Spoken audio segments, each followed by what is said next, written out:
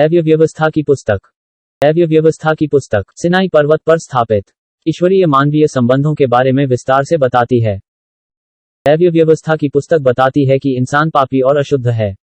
हम पाप और अशुद्धता से कैसे निपटें ताकि पवित्र यहोवा अपने लोगों के बीच निवास कर सकें। हमने इस पुस्तक को 10 मुख्य बिंदुओं में विभाजित किया है। 8. पवित्र समय। लव्य व्यवस्था अध्याय 23। वर्ष भर के नियत त्योहारों की विधियां। फिर यहोवा ने मूसा से कहा, इस्राएलियों से कह कि यहोवा के पर्व जिनका तुमको पवित्र सभा एकत्रित करने के लिए नियत समय पर प्रचार करना होगा, मेरे वे पर्व ये है। 6 दिन कामकाज किया जाए, पर 7वां दिन परम विश्राम का और परम पवित्र सभा का दिन है। उसमें किसी प्रकार का कामकाज न किया जाए। वह तुम्हारे सब घरों में यहोवा का विश्राम दिन ठहरे। फिर यहोवा के पर्व जिनमें से एक एक के ठहराए हुए समय में तुम्हें पवित्र सभा करने के लिए प्रचार करना होगा, वे ये है। पहले महीने के 14वें दिन को गोधूली के समय यहोवा का फसह हुआ करे, और उसी महीने के 15वें दिन को यहोवा के लिए अखमीरी रोटी का पर्व हुआ करे। उसमें तुम 7 दिन तक अखमीरी रोटी खाया करना। उनमें से पहले दिन तुम्हारी पवित्र सभा हो, और उस दिन परिश्रम का कोई काम न करना, और 7 दिनों तक तुम यहोवा को हव्य चढ़ाया करना, और 7वें दिन पवित्र सभा हो। उस दिन परिश्रम का कोई काम न करना। फिर यहोवा ने मूसा से कहा, इस्राएलियों से कह कि जब तुम उस देश में प्रवेश करो जिसे यहोवा तुम्हें देता है, और उसमें के खेत काटो, तब अपने अपने पके खेत की पहली उपज का पूला याजक के पास ले आया करना, और वह उस पूले को यहोवा के सामने हिलाए कि वह तुम्हारे निमित्त ग्रहण किया जाए।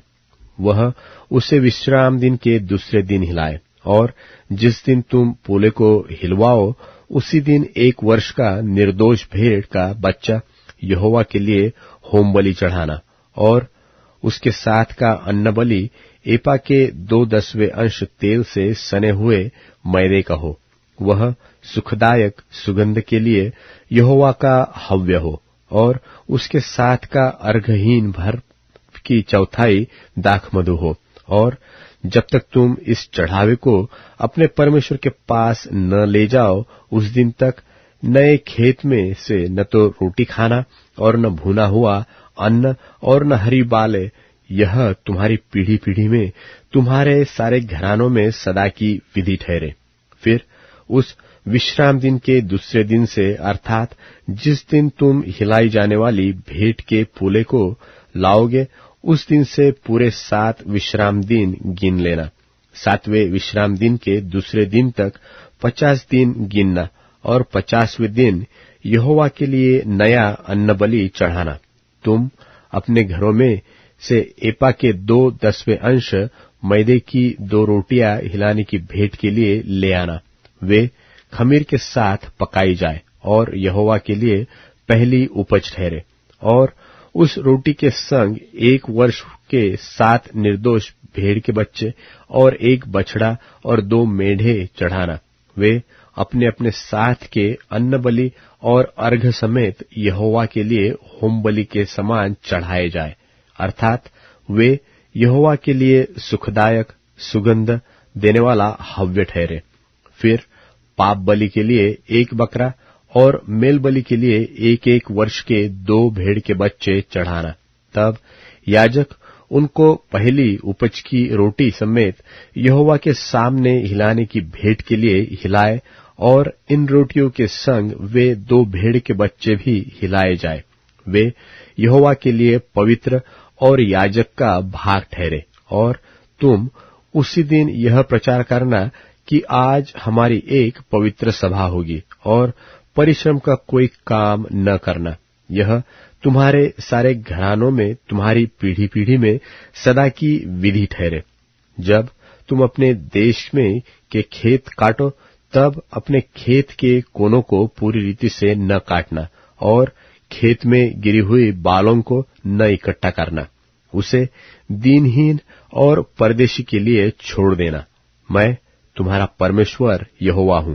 फिर यहोवा ने मूसा से कहा, इस्राएलियों से कह कि 7वें महीने के पहले दिन को तुम्हारे लिए परम विश्राम हो, उसमें स्मरण दिलाने के लिए नरसिंगे फूके जाए और एक पवित्र सभा इकट्ठी हो।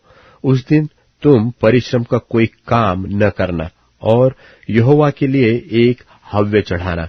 फिर यहोवा ने मूसा से कहा, उसी 7वें महीने का 10वां दिन प्रायश्चित का दिन माना जाए।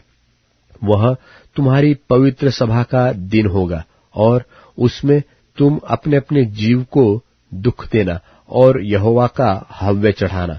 उस दिन तुम किसी प्रकार का कामकाज न करना, क्योंकि वह प्रायश्चित का दिन नियुक्त किया गया है, जिसमें तुम्हारे परमेश्वर यहोवा के सामने तुम्हारे लिए प्रायश्चित किया जाएगा। इसलिए जो प्राणी उस दिन दुख न सहे, वह अपने लोगों में से नाश किया जाएगा, और जो प्राणी उस दिन किसी प्रकार का कामकाज करे, उस प्राणी को मैं उसके लोगों के बीच में से नाश कर डालूंगा। तुम किसी प्रकार का कामकाज न करना।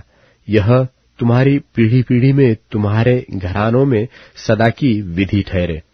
वह दिन तुम्हारे लिए परम विश्राम का हो, उसमें तुम अपने अपने जीव को दुख देना और उस महीने के 90वें दिन की सांझ से लेकर दूसरी सांझ तक अपना विश्राम दिन माना करना।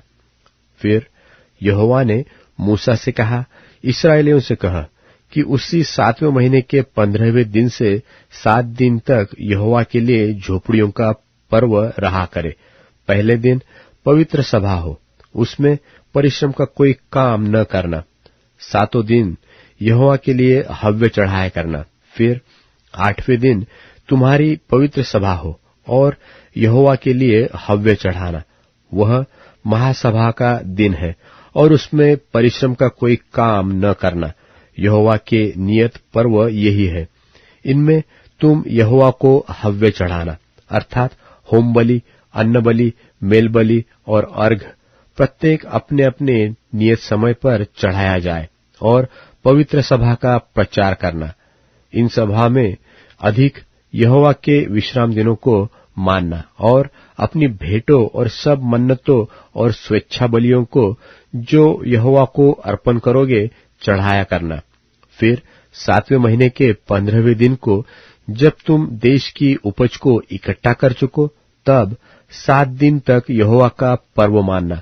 पहले दिन परम विश्राम हो और 8वें दिन परम विश्राम हो, और पहले दिन तुम अच्छे अच्छे वृक्षों की उपज और खजूर के पत्ते और घने वृक्षों की डालियां और नालों में के मजनू को लेकर अपने परमेश्वर यहोवा के सामने 7 दिन तक आनंद करना, और प्रतिवर्ष 7 दिन तक यहोवा के लिए यह पर्व माना करना। यह तुम्हारी पीढ़ी पीढ़ी में सदा की विधि ठहरे कि 7वें महीने में यह पर्व माना जाए।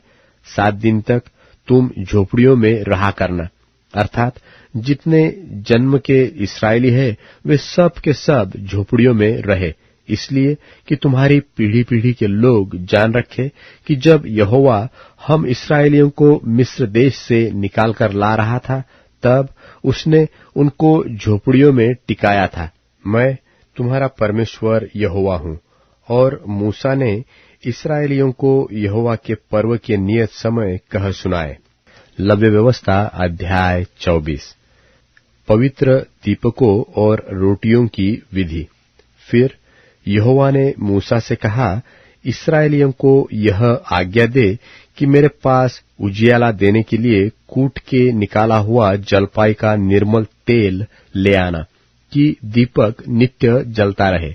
हारून उसको मिलाप वाले तंबू में साक्षीपत्र के बीच वाले पर्दे से बाहर यहोवा के सामने नित्य सांझ से भोर तक सजा कर रखे। यह तुम्हारी पीढ़ी पीढ़ी के लिए सदा की विधि ठहरे।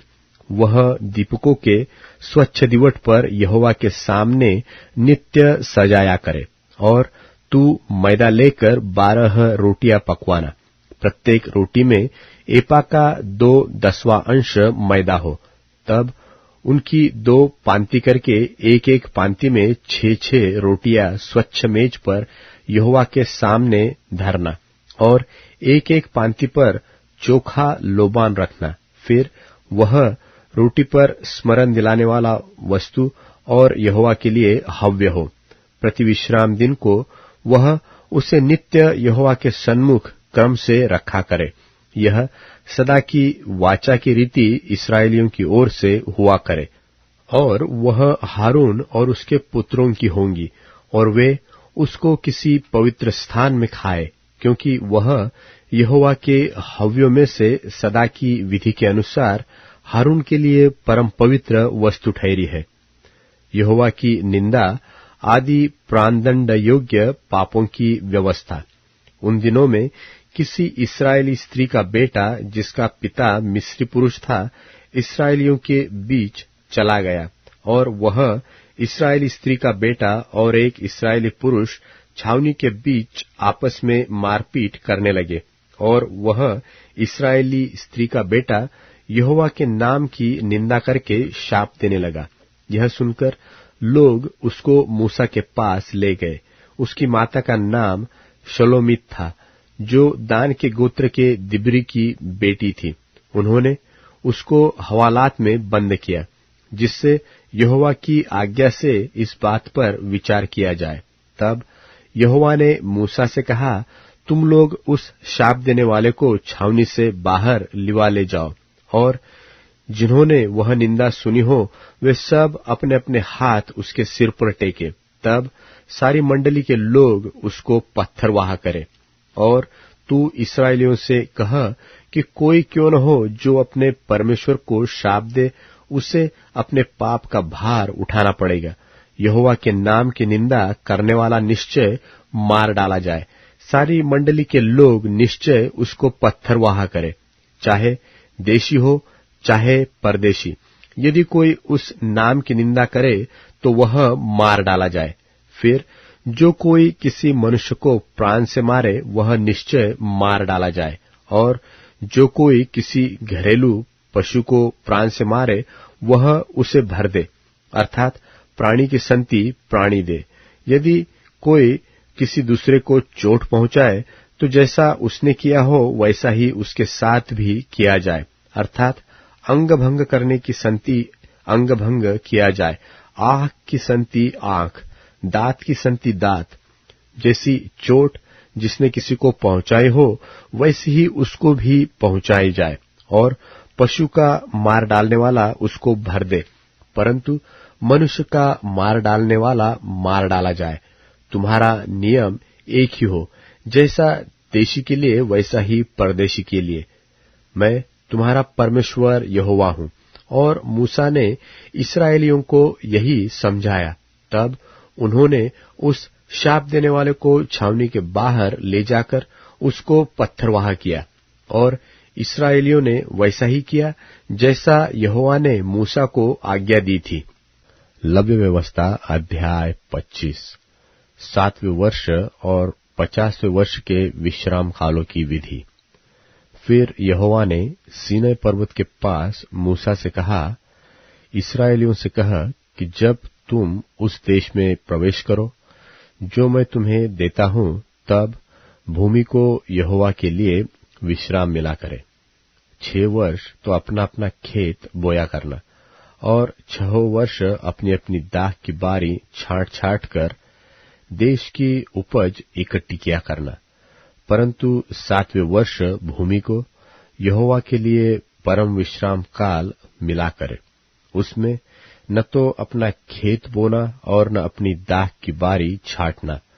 जो कुछ काटे हुए खेत में अपने आप से उगे उसे न काटना, और अपनी बिन छाटी हुई दाखलता की दाखों को न तोड़ना, क्योंकि वह भूमि के लिए परम विश्राम का वर्ष होगा।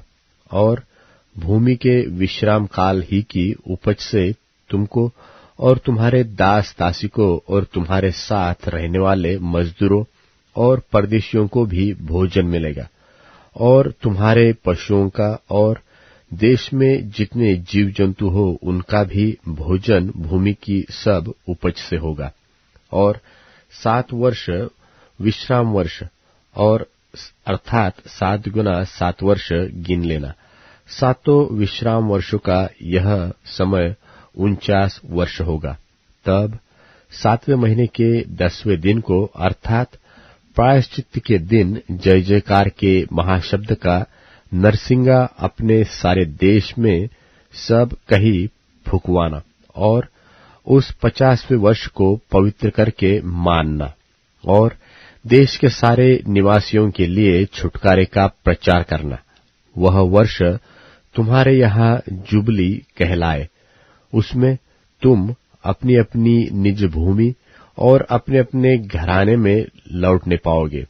तुम्हारे यहाँ वह 50वां वर्ष जुबली का वर्ष कहलाए। उसमें तुम न बोना और जो अपने आप उगे उसे भी न काटना, और न बिन छाटी हुई दाखलता की दाखों को तोड़ना, क्योंकि वह जो जुबली का वर्ष होगा वह तुम्हारे लिए पवित्र होगा। तुम उसकी उपज खेत ही में से लेके खाना। इस जुबली के वर्ष में तुम अपनी अपनी निज भूमि को लौटने पाओगे। और यदि तुम अपने भाई बंधु के हाथ कुछ बेचो व अपने भाई बंधु से कुछ मोल लो, तो तुम एक दूसरे पर अंधेर न करना। जुबली के पीछे जितने वर्ष बीते हो उनकी गिनती के अनुसार दाम ठहरा के एक दूसरे से मोल लेना, और शेष वर्षों की उपज के अनुसार वह तेरे हाथ बेचे। जितने वर्ष वह रहे उतना ही दाम बढ़ाना, और जितने वर्ष कम रहे उतना ही दाम घटाना, क्योंकि वर्ष की उपज जितनी हो उतनी ही वह तेरे हाथ बेचेगा। और तुम अपने अपने भाई बंधु पर अंधेर न करना, अपने परमेश्वर का भय मानना। मैं तुम्हारा परमेश्वर यहोवा हूँ, इसलिए तुम मेरी विधियों को मानना और मेरे नियमों को समझबूझकर चलना, क्योंकि ऐसा करने से तुम उस देश में निडर बसे रहोगे, और पृथ्वी अपनी उपज उपजाया करेगी, और तुम पेट भर खाया करोगे, और उस देश में निडर बसे रहोगे। और यदि तुम कहो कि 7वें वर्ष में हम क्या खाएंगे, न तो हम बोएंगे न अपने खेत की उपज इकट्ठी करेंगे, तो जानो कि मैं तुमको 6वें वर्ष में ऐसी आशीष दूंगा कि भूमि की उपज 3 वर्ष तक काम आएगी। तुम 8वें वर्ष में बोओगे और पुरानी उपज में से खाते रहोगे, और 9वें वर्ष की उपज जब तक न मिले तब तक तुम पुरानी उपज में से खाते रहोगे। भूमि सदा के लिए तो बेची न जाए, क्योंकि भूमि मेरी है, और उसमें तुम परदेशी और बाहरी होगे। लेकिन तुम अपने भाग के सारे देश में भूमि को छुड़ा लेने देना। यदि तेरा कोई भाई बंधु कंगाल होकर अपनी निज भूमि में से कुछ बेच डाले, तो उसके कुटुंबियों में से जो सबसे निकट हो वह आकर अपने भाई बंधु के बेचे हुए भाग को छुड़ा ले। और यदि किसी मनुष्य के लिए कोई छुड़ाने वाला न हो और उसके पास इतना धन हो कि आप ही अपने भाग को छुड़ा ले सके, तो वह उसके बिकने के समय से वर्षों की गिनती करके शेष वर्षों की उपज का दाम उसको जिसने उसे मोल लिया हो फेर दे। तब वह अपनी निज भूमि का अधिकारी हो जाए। परंतु यदि उसके इतनी पूंजी न हो कि उसे फिर अपनी कर सके, तो उसकी बेची हुई भूमि जुबली के वर्ष तक मोल लेने वालों के हाथ में रहे और जुबली के वर्ष में छूट जाए। तब वह मनुष्य अपनी निज भूमि का फिर अधिकारी हो जाए। फिर यदि कोई मनुष्य शहर पनाह वाले नगर में बसने का घर बेचे, तो वह बेचने के बाद वर्ष भर के अंदर उसे छुड़ा सकेगा, अर्थात पूरे वर्ष भर उस मनुष्य को छुड़ाने का अधिकार रहेगा, परंतु यदि वह वर्ष भर में न छुड़ाए तो वह घर जो शहरपनाह वाले नगर में हो, मोल लेने वाले का बना रहे और पीढ़ी पीढ़ी में उसी के वंश का बना रहे और जुबली के वर्ष में भी न छूटे। परंतु बिना शहरपनाह के गांव के घर तो देश के खेतों के समान गिने जाए, उनका छुड़ाना भी हो सकेगा और वे जुबली के वर्ष में छूट जाए। और लेवियों के निज भाग के नगरों के जो घर हो, उनको लेवीय जब चाहे तब छुड़ाए। और यदि कोई लेवीय अपना भाग न छुड़ाए तो वह बेचा हुआ घर जो उसके भाग के नगर में हो, जुबली के वर्ष में छूट जाए, क्योंकि इस्राएलियों के बीच लेवियों का भाग उनके नगरों में वे घर ही है और उनके नगरों की चारों ओर की चराई की भूमि बेची न जाए, क्योंकि वह उनका सदा का भाग होगा। फिर यदि तेरा कोई भाई बंधु कंगाल हो जाए और उसकी दशा तेरे सामने तरस योग्य हो जाए, तो तू उसको संभालना, वह परदेशी व यात्री की नाई तेरे संग रहे, उससे ब्याज व बढ़ती न लेना, अपने परमेश्वर का भय मानना, जिससे तेरा भाई बंधु तेरे संग जीवन निर्वाह कर सके। उसको ब्याज पर रुपया न देना और न उसको भोजन वस्तु लाभ के लालच से देना। मैं तुम्हारा परमेश्वर यहोवा हूँ। मैं तुम्हें कनान देश देने के लिए और तुम्हारा परमेश्वर ठहरने की मनसा से तुमको मिस्र देश से निकाल लाया हूँ। फिर यदि तेरा कोई भाई बंधु तेरे सामने कंगाल होकर अपने आप को तेरे हाथ बेच डाले, तो उससे दास के समान सेवा न करवाना। वह तेरे संग मजदूर व यात्री की नाई रहे और जुबली के वर्ष तक तेरे संग रहकर सेवा करता रहे। तब वह बाल बच्चों समेत तेरे पास से निकल जाए और अपने कुटुंब में और अपने पितरों की निज भूमि में लौट जाए, क्योंकि वे मेरे ही दास हैं, जिनको मैं मिस्र देश से निकाल लाया हूँ। इसलिए वे दास की रीति से न बेची जाए। उस पर कठोरता से अधिकार न करना। अपने परमेश्वर का भय मानते रहना। तेरे जो दास दासियां हो, वे तुम्हारी चारों ओर की जातियों में से हो, और दास और दासियां उन्हीं में से मोल लेना। और जो यात्री लोग तुम्हारे बीच में परदेशी होकर रहेंगे, उनमें से और उनके घरानों में से भी जो तुम्हारे पास हो और जो तुम्हारे देश में उत्पन्न हो, उनमें से तुम दास और दासी मोल लो और वे तुम्हारा भाग ठहरे। और तुम अपने पुत्रों को भी जो तुम्हारे बाद होंगे उनके अधिकारी कर सकोगे और वे उनका भाग ठहरे। उनमें से तुम सदा अपने लिए दास लिया करना, परंतु तुम्हारे भाई बंधु जो इस्राएली हो, उन पर अपना अधिकार कठोरता से न जताना।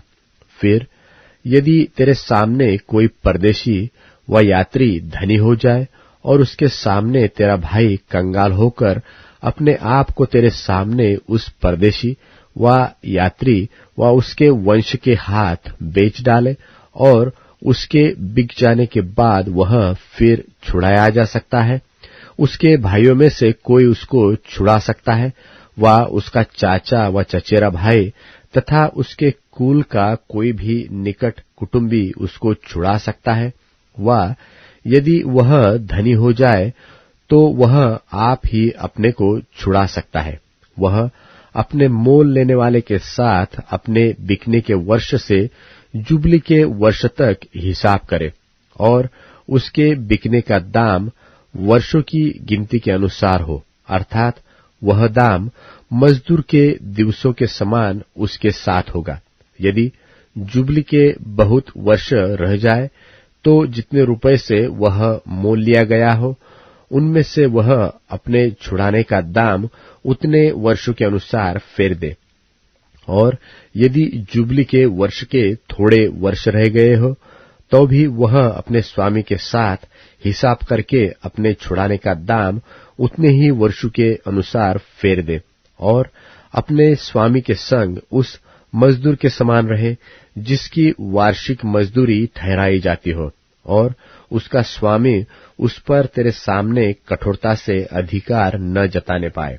और यदि वह इन रीतियों से छुड़ाया न जाए, तो वह जुबली के वर्ष में अपने बाल बच्चों समेत छूट जाए, क्योंकि इस्राएली मेरे ही दास है, वे मिस्र देश से मेरे ही निकाले हुए दास है।